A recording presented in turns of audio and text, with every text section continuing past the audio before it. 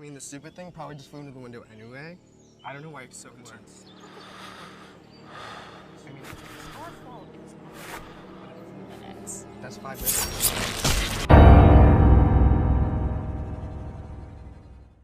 Hai teman-teman, kembali lagi bersama Richard di sini di Kavin Bar tentunya. Kali ini Kavin Bar akan membuat sebuah film yang berjudul The Bonnies, mengisahkan tentang orang-orang yang mengunjungi sebuah hutan untuk melakukan camping. Akan tetapi mereka tak menyadari adanya sebuah keluarga yang memiliki kelainan mental, di mana mereka melakukan kekejian pada setiap orang yang memasuki hutan tempat mereka tinggal. Seperti apa kisahnya teman-teman? Inilah dia, The Bonnies.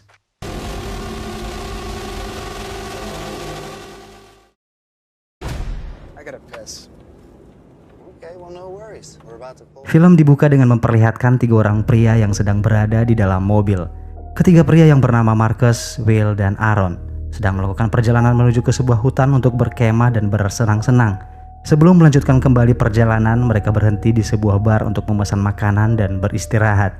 Lalu, Marcus melihat seorang wanita yang duduk sendirian di sebuah meja. Lalu Marcus mendekatinya dan mengajaknya berbicara. Namun, Marcus tak mengetahui jika wanita itu telah memiliki pasangan. Seorang pria berkepala botak tiba-tiba menghampiri Marcus.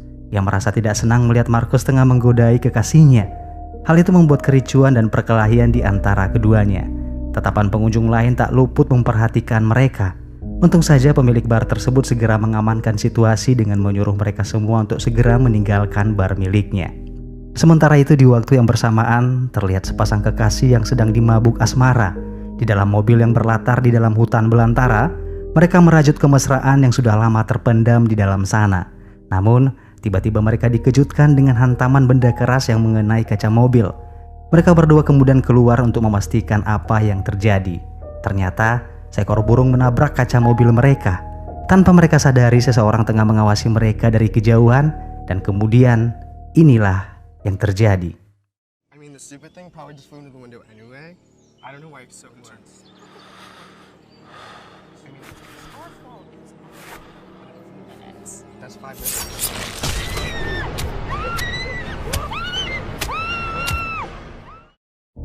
Marcus dan kedua temannya yang awalnya berencana untuk makan dan beristirahat, mau tidak mau meninggalkan bar dan memilih melanjutkan perjalanan. Beberapa lama setelah mobil melaju dengan kecepatan normal, di tengah perjalanan, mereka berpapasan dengan kedua pria yang menutup wajah mereka dengan masker dan topeng. Namun Marcus dan kedua sahabatnya tidak menggubris pria-pria bertopeng itu. Mereka menganggap pria-pria itu adalah penduduk biasa yang tinggal di daerah tersebut. Waktu pun terus berlalu. Mereka pun tiba di tempat yang mereka tuju. Lalu mereka bertiga bertemu dengan sepasang kekasih yang merupakan teman mereka yang sudah tiba lebih awal. Lalu mereka berlima mendirikan tenda dan mencari kayu bakar untuk persediaan api unggun. Sementara itu di tempat lain di dalam sebuah rumah yang terlihat sangat berantakan, seorang pria yang terlihat mengalami gangguan kejiwaan bermain-main dengan sebuah boneka kecil dan menggunting dan merobek-robek selai baju kemeja. Lalu di sebuah gudang masih di lokasi yang sama, terlihat pula seorang pria memegang sebuah pisau dan mendekati seorang wanita yang terikat pada kedua tangannya. Lalu pria itu menghabisi wanita tersebut secara bertubi-tubi dengan menggunakan sebuah palu, dan dinyatakan wanita itu tewas mengenaskan saat itu juga. Siang hari kini berganti malam.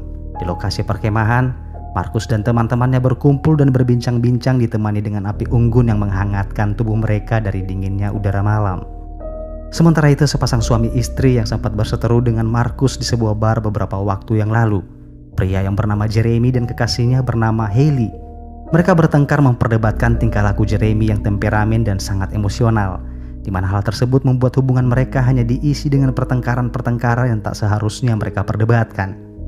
Ketika pagi hari tiba, Marcus dan Aaron terbangun dan melihat seorang pria tua sedang berdiri dan memperhatikan mereka. Ia menggenggam sebuah rantai besi dan sebuah kapak. Namun pria itu hanya menatap mereka berdua, kemudian pergi tanpa berkata sepatah kata pun. Beberapa jam kemudian sebuah mobil meluncur dan berhenti di pinggir jalan tak jauh dari lokasi Marcus dan teman-temannya mendirikan tenda. Pemilik mobil tersebut adalah Jeremy dan istrinya. Mereka mengunjungi tempat itu untuk berburu rusa. Lalu, Jeremy mengajak Hailey untuk masuk ke dalam hutan. Namun Hailey lebih memilih untuk tetap berada di mobil. Pada akhirnya, Jeremy sendiri yang masuk ke dalam hutan tanpa membawa satupun alat pelindung diri. Ketika sudah memasuki hutan, Jeremy dikagetkan dengan suara siulan yang terdengar begitu kencang. Ia berhenti sejenak untuk mencari asal suara. Namun, ia tak melihat seorang pun yang menampakkan dirinya di luar sana.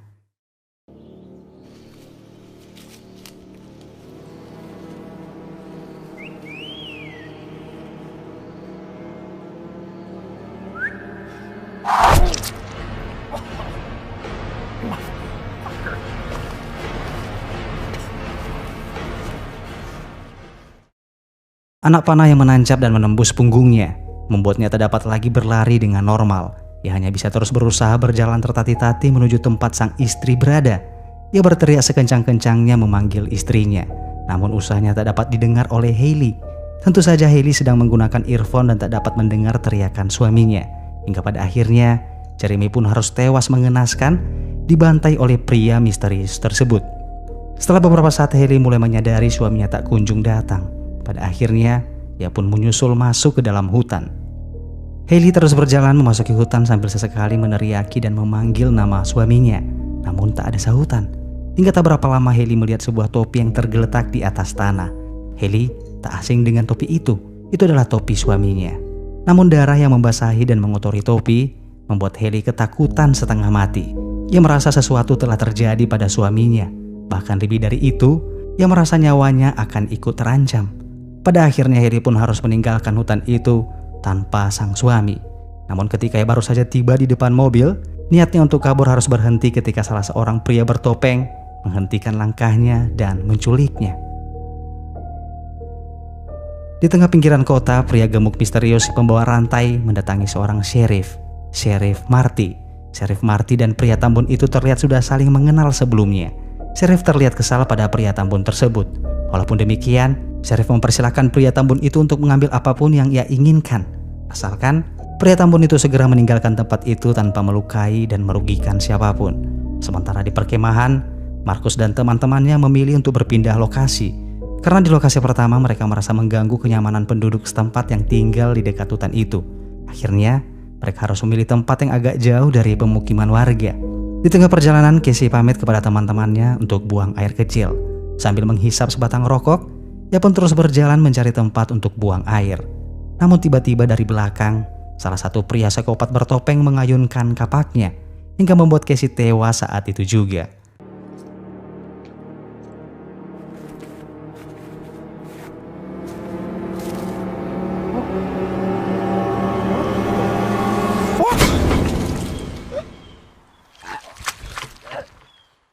Setelah itu pria psikopat memakan isi kepala Casey dengan lahapnya. Lalu salah satu saudara pria bertopeng muncul dan mereka saling memperebutkan isi kepala Casey. Hal itu membuat keempat temannya Casey mendengar suara pertengkaran itu. Will kemudian berinisiatif naik ke tempat yang lebih tinggi untuk mencari asal suara. Dengan teropong miliknya, Will melihat kejadian mengerikan tepat di depan matanya, di mana dua orang pria psikopat tengah memperebutkan badan Casey yang sudah terbujur kaku. Will yang terlihat ketakutan mencoba mundur secara perlahan. Namun ia menginjak ranting patah dan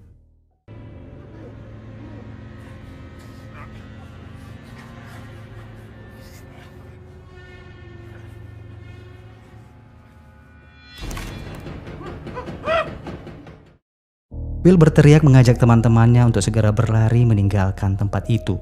Tanpa banyak kata dan pertanyaan, mereka terus berlari tak tentu arah menuju lokasi perkemahan. Namun sayang, langkah Jordan harus terhenti, di mana anak panah menembus tubuhnya dan tewas seketika. Will, Marcus, dan Aaron tak dapat melakukan apa-apa. Mau tak mau mereka harus meninggalkan Jordan untuk menyelamatkan diri.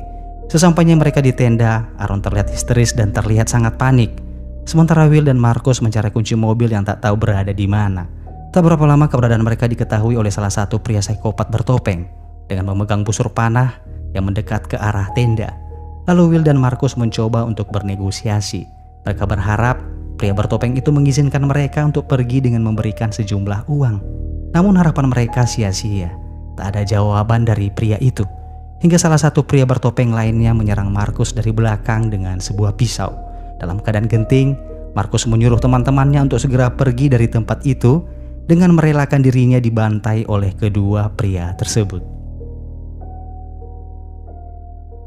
Entah sudah berapa lama Will dan Aaron berlari, hingga tak terasa siang kini sudah berganti malam. Dalam keadaan gelap, Mereka beristirahat dan bersembunyi di sebuah batang pohon tumbang. Namun, inilah yang terjadi. What's wrong? Yeah, we follow the water. It's basic stuff they teach you in school. I mean, if we can just... Will?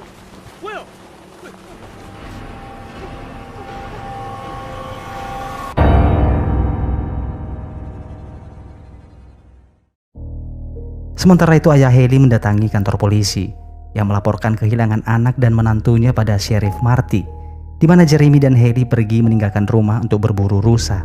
Namun hingga detik ini mereka belum juga pulang ke rumah. Keesokan harinya Sheriff Marty dan ayah Hailey bersama-sama mengecek lokasi hutan. Di sana mereka melihat mobil Jeremy terparkir, namun tak melihat anak dan menantunya berada di sana. Di gudang milik pria psikopat bertopeng, terlihat Hailey dan Aaron disekap dan diikat. Lalu tak berapa lama, kedua pria bertopeng masuk ke dalam dan membawa Aaron pergi dari ruang gudang tersebut. Setelah karung yang menutup wajah Aaron terbuka, ia melihat dirinya kini berada di sebuah meja makan keluarga kanibal tersebut. Kini terlihat jelas wajah kedua pelaku pembunuhan dan penculikan itu.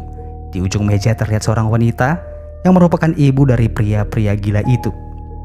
Wanita itu kemudian mengucapkan selamat datang pada Aaron, dan ia memperkenalkan kedua putra kebanggaannya, Jefferson dan Cloyd, yang terlihat tertawa-tawa bahagia. Kemudian wanita itu melanjutkan dengan mengatakan bahwa Hailey sengaja tidak dibunuh karena Jefferson anaknya membutuhkan seorang wanita untuk dinikahi. Sementara Cloyd menyukai sesama pria dan memilih Aaron sebagai kekasihnya. Maka itu sebabnya Aaron dan Hailey tak dibunuh seperti korban lainnya. Aaron yang mendengar hal itu hanya bisa mendengar dan melihat dengan tatapan mata melotot ketakutan. Ketakutannya semakin bertambah ketika ia dipersilakan makan dan diberikan menu yang sangat spesial oleh para kanibal tersebut, yang tak lain dan tak bukan adalah kepala whale yang berada di dalam tudung saji. Aaron yang tak mau memakan makanan itu akhirnya dipaksa oleh Cloyd dengan membuka mulut Aaron dengan cara paksa. Setelah makan malam selesai, ibu dari psikopat tersebut menyuruh Cloyd untuk mengambil gaun pengantin dan memakainya, karena sebentar lagi upacara pernikahan Cloyd dan Aaron akan segera dimulai. Aaron hanya bisa pasrah tanpa bisa melakukan apa-apa ketika sang ibu psikopat juga menyuruh Jefferson untuk memotong urat kaki Aaron agar tak dapat kabur. Sementara itu Hailey yang masih berada di dalam gudang mencoba untuk membuka ikatan pada kedua tangannya yang menggerak-gerakkan besi penyangga secara berulang-ulang dan terlepas. Cloyd kembali masuk ke dalam ruang makan. Dia terlihat menggunakan gaun pengantin milik ibunya. Setelah itu sang ibu layaknya seorang penghulu mengawasi pernikahan berlangsung, memandu acara akad dan mensahkan pernikahan tersebut antara Cloyd dan Aaron sebagai suami istri. Setelah pernikahan yang sangat aneh dan menjijikkan antara Aaron dan Cloyd selesai, kini giliran Jefferson dan Hailey yang dinikahkan oleh ibunya. Dia segera menyuruh Jefferson untuk melihat keadaan Hailey yang masih berada di dalam gudang. Dengan penuh semangat, Jefferson segera berlari menuju ke gudang bawah tanah. Namun ketika ia membuka pintu gudang, ia tak melihat Hailey berada di dalam. Jefferson sangat panik. Ia berupaya mencari Hailey yang kemungkinan masih berada di dalam gudang. Namun tiba-tiba Hailey muncul dari belakang dan mencekik leher Jefferson sekuat-kuatnya. Dan ia pastikan Jefferson tewas saat itu juga. Setelah itu Hailey masuk secara perlahan-lahan ke dalam ruang makan. Tak ada siapapun di dalam sana. Namun ia melihat sebuah pisau sangkur tergeletak di atas meja dan mengambil pisau itu kemudian masuk ke dalam kamar Cloyd. Di dalam kamar terlihat Cloyd sedang mencoba melakukan hubungan layaknya suami istri pada Aaron. Dengan langkah pelan Hailey berusaha maju agar Cloyd tak mendengar langkah kakinya.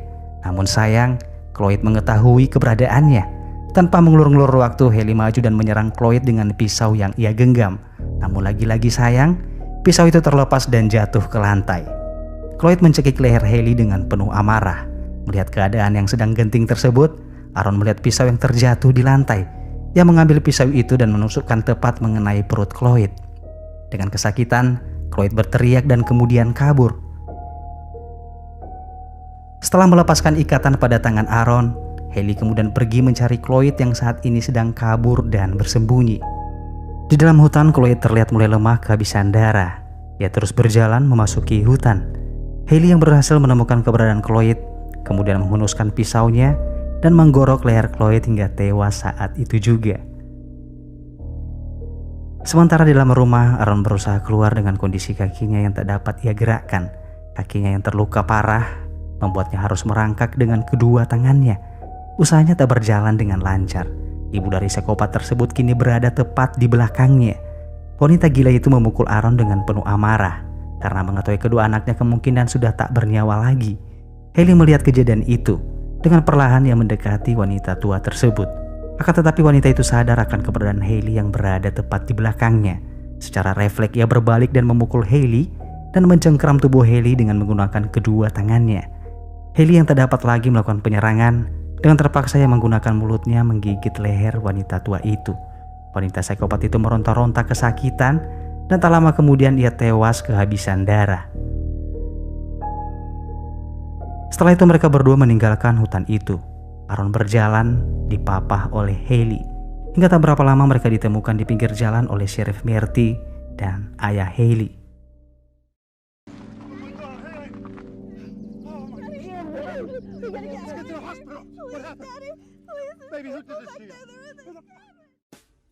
Segitu saja teman-teman alur cerita film kita kali ini.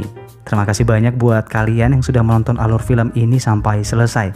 Dan terima kasih juga buat kalian yang masih saja terus menanti-nanti alur cerita film dari channel Kevin Bart.